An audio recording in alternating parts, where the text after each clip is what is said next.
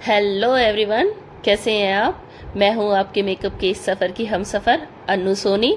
आज का जो मेकअप लुक है आपने थंबनेल में ही देख लिया होगा। आज की जो हमारा मेकअप लुक है ये है मुस्लिम ब्राइड का, और मुस्लिम ब्राइड बहुत ही खूबसूरत लगती हैं। तो देखिए आज हम ये मेकअप भी ट्राई करते हैं, क्योंकि मैं चाहती हूँ कि आप जो भी मेकअप करें उसमें आप परफेक्ट करें और अच्छा करें। और इस मेकअप को करने के लिए मैं बहुत ही सिंपल से प्रोडक्ट यूज़ कर रही हूँ। जब आप देखेंगे तो आपको समझ में आएगा कि इतना इजी मेकअप लुक। तो चलिए चलते हैं अपने मेकअप की तरफ। तो ये है मेरी खूबसूरत सी मॉडल। इनकी जो स्किन है वो ऑयली है। सबसे पहले मैं इनके फेस पर थोड़ा बहुत मेकअप है जो निकाल रही हूँ। ये बहुत ज़रूरी है फेस को क्लीन करना, क्योंकि अगर आपका फेस क्लीन नहीं होता तो आपका मेकअप ग्रे होगा। इसके भी चांसेस होते हैं, ये भी एक कारण है आपका मेकअप ग्रे होने का। तो आप नोट कीजिए कि कभी आपने ऐसा किया है कि अगर आपका क्लाइंट मेकअप करके आया है या जिस भी हालत में आया आपने मेकअप करना शुरू कर दिया। नहीं, ऐसा नहीं करें। आप फेस को क्लीन जरूर करें।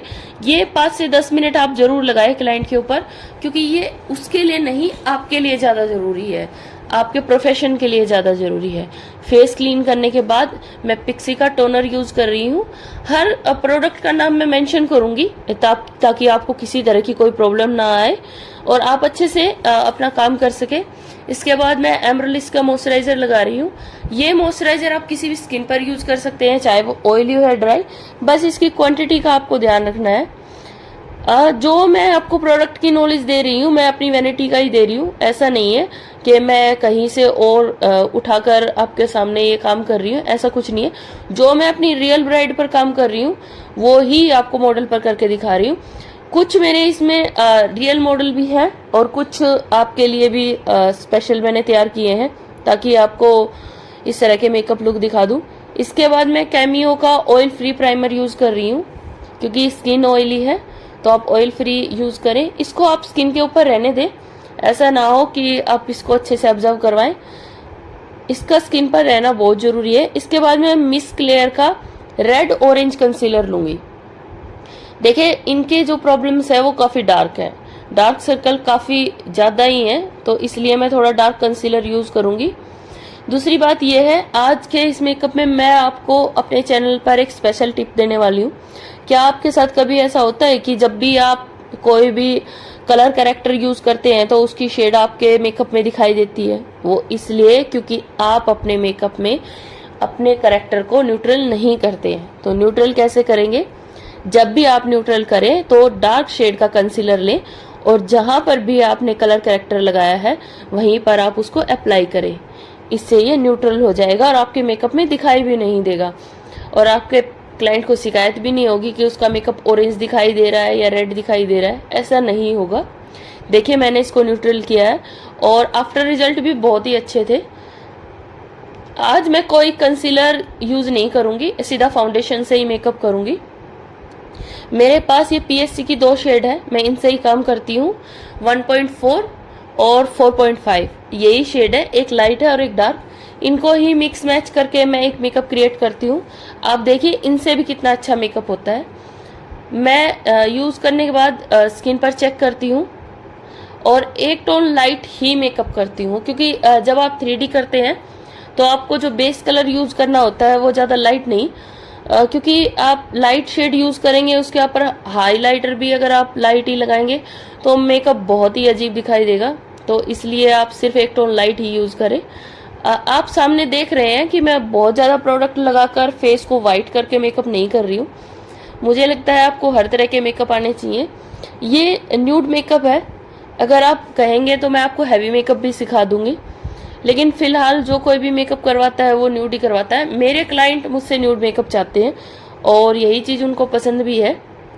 ये मैं पूरे फेस पर और नेक पर सब पर अप्लाई करूँगी। इसके बाद आप ब्यूटी ब्लेंडर को वेट करके रख दें और आप अच्छे से ब्लेंडिंग करें। और मुझे लगता है मेरे कहने के बाद आपने ब्लेंडिंग की अच्छे से प्रैक्टिस की है। देखिए अगर आप बहुत हार्श ब्लेंडिंग करेंगे, बहुत ही टाइट ब्लेंडिंग करेंगे तो आपके क्लाइंट को प्रॉब्लम होगी, वो सहन नहीं कर पाएगा, ये अच्छा भी नहीं लगता, वो परेशान होता है। और अगर आप बहुत ही सॉफ्ट करेंगे तो आप फाउंडेशन को या क्रीम प्रोडक्ट को ब्लेंड भी नहीं कर पाएंगे। सब चीज़ों का आपको अच्छी सी प्रैक्टिस होनी चाहिए, तभी आप अच्छा काम कर सकते हैं।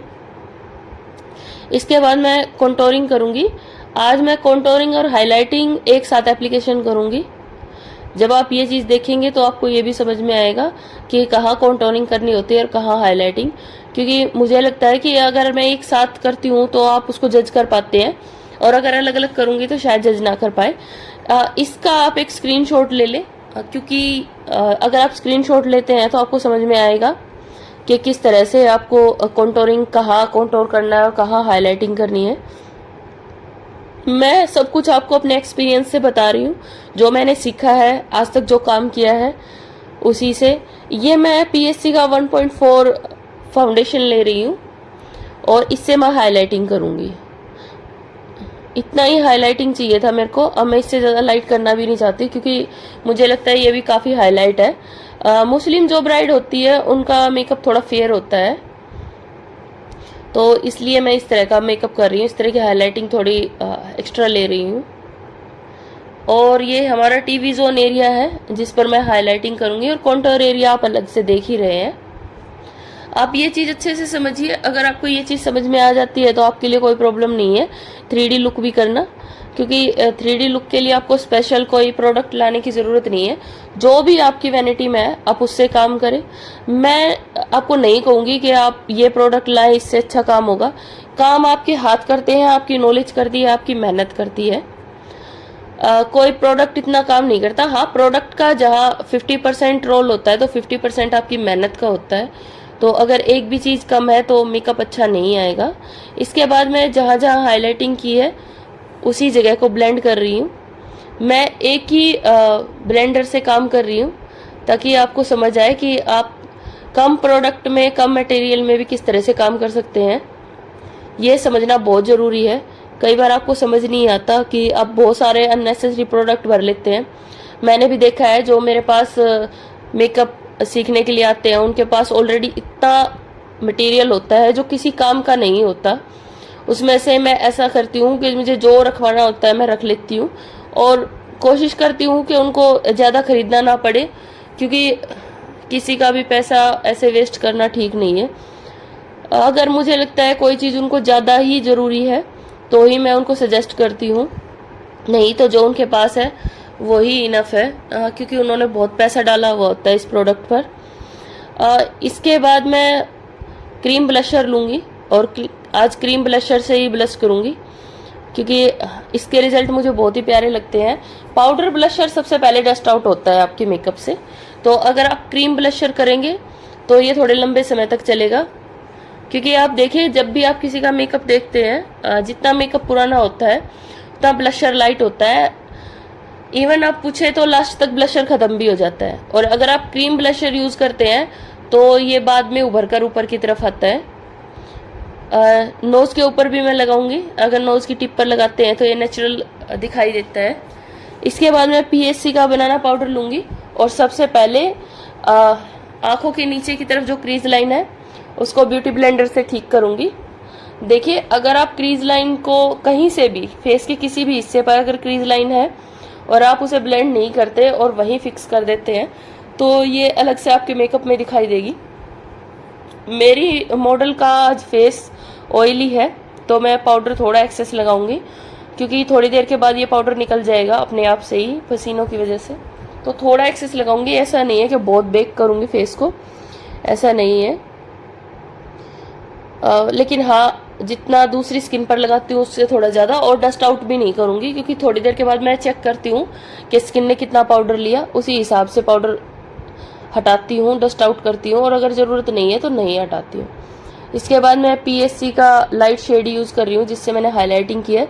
और आज का जो मेकअप लुक है वो आप खुद देखेंगे कि कितने कम प्रोडक्ट से मैंने वो मेकअप किया है, और इतना ईजी मेकअप है आँखों का कि आप बिल्कुल ही नहीं सोच सकते कि इतने कम कलर्स में भी मैं इतना अच्छा मेकअप कर सकती हूँ। इसके बाद मैं ऑरेंज शेड ले रही हूँ और अपने पूरे आई एरिया पर लगा रही हूँ, लेकिन मैं आई बॉल एरिया छोड़ूंगी। ये क्यों छोड़ रही हूँ ये आपको बाद में पता चलेगा, जिस तरह से मैं मेकअप करूँगी उसी वजह से कि क्यों छोड़ रही हूँ और इसका क्या मतलब है। आप आज देखकर खुद हैरान होंगे कि इतने कम कलर्स में भी इतना प्यारा आंखों का मेकअप हो सकता है। आपने थंबनेल पर देख ही लिया होगा कितना इजी आई मेकअप था।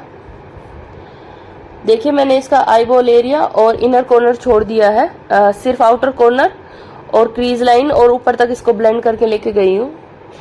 इसमें मैंने आज कोई क्रीज लाइन सेट नहीं की है, बिल्कुल इजी कर रही हूँ। इसके बाद मैं एक वाइट शेड ले रही हूँ आई शेडो का, ये मैट है, और इससे अप्लाई कर रही हूँ इनर कॉर्नर से और आई बॉल तक। आज मैं सिर्फ इस पाउडर से ही क्रीज बनाऊंगी, तो बहुत हैवी क्रीज नहीं बनेगी और ना मैं इतना डिफाइन कर रही हूँ, क्योंकि मेरी जो मॉडल है उनकी आंखें थोड़ी छोटी हैं, तो उस पर अगर मैं ज़्यादा कलर यूज़ करती हूँ तो आंखें दब जाती हैं। तो मैं थोड़ा लाइट शेड यूज़ करूँगी ताकि उनकी आंखें उभर कर आए। ये मेरी आदत है कि मैं उंगली से ज़्यादा काम करना पसंद करती हूँ, क्योंकि देखिए इससे बहुत फ़र्क भी पड़ता है। आप अगर फिंगर से अच्छे से कलर लगाते हैं तो वो अच्छे से क्लियर होकर बाहर की तरफ आते हैं। ये वाइट शेड ही मैं यूज़ कर रही हूँ पूरी आंखों पर। इसके बाद मैं पूरे एरिया पर यही आई बॉल पर और इनर कॉर्नर पर ये लगाकर एक तरह की क्रीज लाइन बना रही हूँ।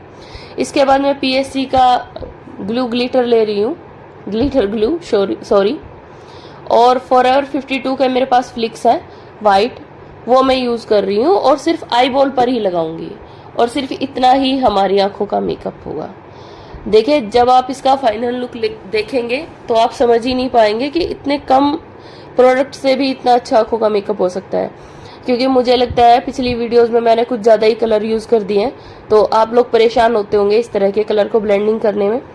कोई बात नहीं, आप इस तरह का मेकअप भी कीजिए, ये भी ज़रूरी है आपको समझ आए कि किस तरह का मेकअप करना होता है। आज मैं जो लिपस्टिक हमारी है वो थोड़ी हैवी लगाऊंगी। इसके बाद मैं एक विंग गाइडलाइन बनाऊंगी, क्योंकि आज का जो लाइनर है वो विंग होगा, और पहले मैं एक गाइडलाइन क्रिएट करूंगी, उसके बाद ही अपना लाइनर कंप्लीट करूंगी। पहले दोनों तरफ से आप चेक करें कि आपका विंग जो है वो इवन है या नहीं, क्योंकि अगर आपका विंग इवन होगा तो ही आपकी आंखों का मेकअप अच्छा होगा। विंग लाइनर लगाते टाइम मैं हमेशा पीछे से यूज़ करती हूँ, बाकी लाइनर मैं हमेशा आगे की तरफ से, क्योंकि इसकी एक शेप देना बहुत ज़रूरी हो जाता है। इसलिए देखिए इस तरह से मैं अच्छे से इसको अप्लाई करूँगी। आज मैं लाइनर में थोड़ी ज़्यादा ही मेहनत कर रही हूँ, क्योंकि आंखों के मेकअप में हमने बहुत ही सिंपल किया है, तो अगर लाइनर थोड़ा हैवी हो जाएगा तो वो थोड़ा डिफरेंट भी और अच्छा भी दिखाई देगा। और थोड़ा मोटा लाइनर भी यूज़ कर रही हूँ ताकि ये अच्छी शेड दे, अच्छा आई लुक दिखाए।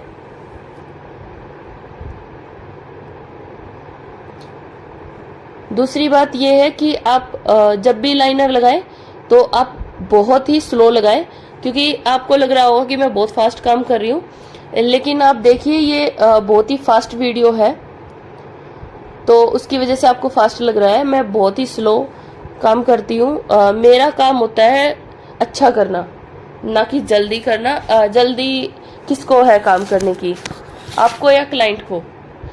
क्लाइंट जल्दी कर सकता है लेकिन आपको जल्दी नहीं करनी है, क्योंकि आपका काम दिखाई देता है इसलिए।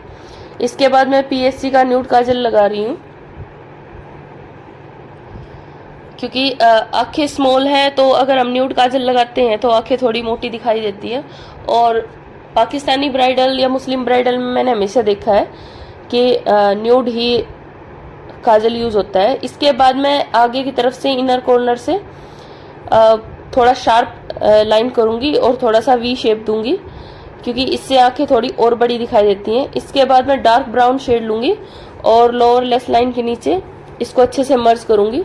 आज मैं नीचे काजल यूज़ नहीं कर रही हूँ, ना ही dark shade, dark brown use करूँगी और उसे अच्छे से स्मज करूँगी। स्मज करने से आंखें थोड़ा डिफरेंट लुक दिखाई देता है। और आप जो भी ब्रश आंखों के पास यूज़ करें उसे ज़्यादा दबाए नहीं, क्योंकि क्लाइंट को चुभता है। ये मैंने पर्सनली यूज़ करके देखा है। इसके बाद मैं एक ग्लिटर ले रही हूँ, लाइनर है, और विंग के नीचे एक लाइन लगा रही हूँ सिर्फ। ये पर्ल शेड का है हमारा मिस क्लेयर का। इसके बाद मैं फेरारूशी का मस्कारा ले रही हूँ और लोअर लैश लाइन पर अप्लाई कर रही हूँ। इससे लैश लाइन बहुत ही अच्छी डिफाइन होती है। और नीचे जब भी आप मस्कारा लगाए तो बहुत ही धीरे, और आपकी क्लाइंट को बोले कि वो अपनी आंखें नीचे की तरफ ना लाए, क्योंकि अगर उसने ऐसा किया तो आपके मेकअप पर उनकी लैश लाइन टच हो जाएगी और पूरा मस्कारा जो है मेकअप पर लग जाएगा, और वो उतारने के बाद आपका मेकअप हट भी सकता है उस जगह से। इसके बाद मैं अपर लैश लाइन पर मस्कारा लगा रही हूँ। ये बहुत ज़रूरी है, चाहे आप आईलैशेस लगाएं या ना लगाएं, मस्कारा लगाना बहुत ज़रूरी है, क्योंकि जब आप फेक आईलैशेस लगाते हैं तो आपकी नेचुरल आईलैशेस उसके अंदर मर्ज हो जाती है, इससे अलग से दिखाई नहीं देती। इसके बाद मैं बेली के ब्रश से पिछली तरफ स्पूली है ये, उससे पहले कॉम्ब करूँगी। उसके बाद आईब्रो को फिल करूँगी। आईब्रो आज मैं थोड़ी डार्क फिल करूँगी, बहुत ज़्यादा नहीं, लेकिन हाँ डार्क फिल करूँगी। और पहले इनकी आईब्रो बहुत ही खूबसूरत है, सच में बहुत ही सुंदर आईब्रोज हैं इनकी। इनकी आईब्रो फिल मैं आगे की तरफ से हमेशा आईब्रो को लाइट ही रखती हूँ, ये नेचुरल लुक दिखाता है। और मैंने आपको आईब्रोज के बारे में भी एक वीडियो दी है, आप वीडियो देखिए, क्योंकि पहले मैंने एक टॉपिक पर स्मॉल वीडियो बनाई है। अगर आप उसको देखेंगे तो ये वीडियो समझने में और भी आसानी होगी। और आप टाइम ना देखें कि 20 मिनट का वीडियो है, 25 मिनट का वीडियो है। मैं जितना हो सकता है उतना शॉर्ट वीडियो बनाने की कोशिश करती हूँ, लेकिन आप खुद देखिए, अगर इससे भी शॉर्ट वीडियो होगा तो मैं आपको क्या सिखा पाऊंगी। देखने के लिए आपको इतना टाइम तो आपको देना ही पड़ेगा। इसके बाद मैं लैशअप का आईलैशेस ले रही हूँ और पहले इसके ऊपर ग्लू लगाऊंगी और उसको सेमी ड्राई करूंगी, और उसके बाद ही आईलैशेस को लगाऊंगी। ये लैशअप का ही ग्लू है। और देखिए, मैं किसी भी ब्रश के जो पतली ब्रश होती है उसके बैक से आईलैशेस को दबाती हूँ ताकि वो अच्छे से स्टिक हो जाए। इसके बाद मैं पाउडर कॉन्टूर करूंगी अपना कॉन्टूर डिफाइन करने के लिए। इससे फेस और ज़्यादा शार्प दिखाई देगा और आपको जो शेप चाहिए लगभग आप उसी शेप की तरफ अपने फेस को लेकर जाएंगे। क्योंकि जब आप क्रीम कॉन्टूर करते हैं तो वो कहीं ना कहीं थोड़ा बहुत दब जाता है, और पाउडर कॉन्टूर करने से वो दोबारा उभर कर बाहर की तरफ आता है। इसके बाद मैं ब्लशर यूज़ करूँगी। ये हिलेरी हुड्डा का ब्लशर है और ये 303 हमारी PSC की ब्रश है। इससे मैं ब्लशर लगाऊंगी। आज का मेकअप काफ़ी हैवी नहीं है, खूबसूरत सा मेकअप है, और आपने प्रोडक्ट भी देखे होंगे, लेस प्रोडक्ट में ही काम हुआ है। तो इसके बाद मैं PSC का बेक्ड हाइलाइटर है जो यूज़ कर रही हूँ। ये बहुत ही खूबसूरत सा हाइलाइटर है और अच्छी शाइन भी देता है। मैं इसको खूब यूज़ कर रही हूँ और अच्छे रिजल्ट भी आ रहे हैं। इसके बाद मैं नोज़ एरिया पर और जितने भी हमारे हाईलाइट एरिया थे उन पर हाइलाइटर लगाऊंगी। हर प्रोडक्ट का एक काम है, ये मैं हर वीडियो में आपको बताती हूँ, क्योंकि कई बार ये होता है कि आप ये कहते हैं कि ये ज़रूरी नहीं है। नहीं, ज़रूरी है। जब आप कैमरे के सामने ये पिक्चर्स लेते हैं तो ये बहुत ज़रूरी है कि आप अच्छे से हर प्रोडक्ट को अच्छे से लगाएं। अब मैं आईब्रोज के बोन के नीचे भी हाइलाइटर लगाऊंगी, इससे आईब्रोज और खूबसूरत दिखाई देंगी और लिफ्टेड भी दिखाई देती हैं। देखिए आप कितने कम प्रोडक्ट में और कितना अच्छा मेकअप हुआ है। तो आप ये बात अपने दिमाग से निकाल दें कि बहुत प्रोडक्ट लगाने से ही आपका मेकअप खूबसूरत होगा, ऐसा नहीं है। ये मैं कैमियो की लिपस्टिक ले रही हूँ, ये लिक्विड है और बहुत ही अच्छा स्टे करती है। और इसके बाद जो रिजल्ट आया था वो बहुत ही खूबसूरत रिजल्ट आया था। अगर आप चाहते हैं कि आप मुझसे काम सीखे, मेकअप सीखे, या फिर आप अपने स्पेशल डे के लिए मुझे मेकअप के लिए बुक करना चाहते हैं, तो मैं अपना व्हाट्सअप नंबर मेंशन कर रही हूँ, आप उस पर मुझे ज़रूर मैसेज करें।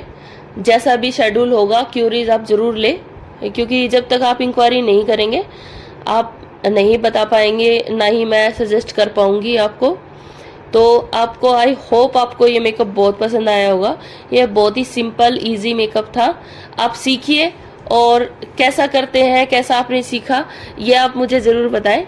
मैं अपनी वीडियो के डिस्क्रिप्शन में आपको इंस्टा लिंक भी दूंगी और अपना फेसबुक भी, तो आप ज़रूर इस वीडियो को देखें और काम सीखें। सबसे ज़्यादा खुशी मैं आपको बताऊं मुझे ही होगी अगर आप घर बैठे काम सीख सकते हैं।